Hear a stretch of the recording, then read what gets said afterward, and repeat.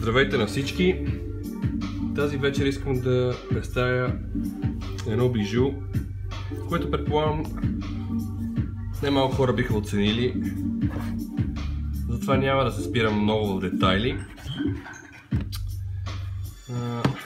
Нещата са ясни, дами и господа. Това е iPhone. Само iPhone, 8 гигабайта. Един от първите. Първи модел за Apple.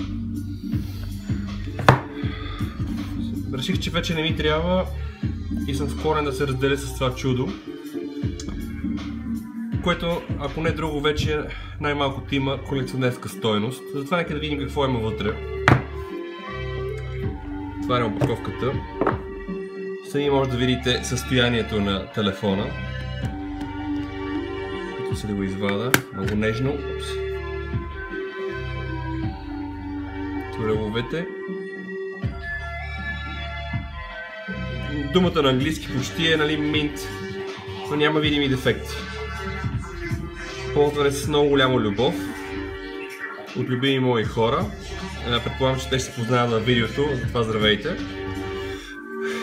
Славчо и жена му и други знаят. Да пусна самия телефон.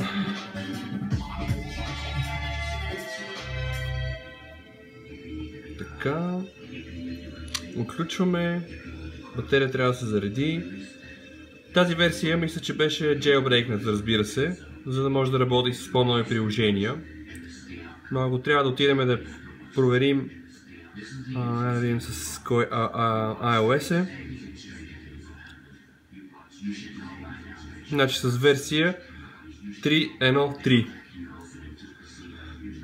Но това е телефона, всичко му работи, както виждате, закачен е за Wi-Fi, SIM карти работи, включене, приложения на него има инсталирани, това че тук ги няма, защото ние сме ги премахнали. Така, няма да спирам в детайли. Мисля, че повечето от вас знаят качествата на този телефон. Това, че в момента той още е в много добро състояние, го правят само по-атрактивен за тези от вас, които искат да имат едно такова бижу, което предполагам ще си вдига цената, за разлика от много от неговите модели, които просто няма да бъдат запомни с нищо обещаващо.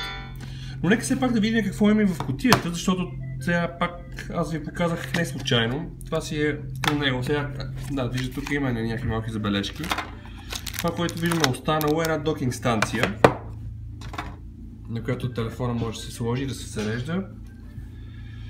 Какво да ви кажа? Пак казвам, това е едно бижу,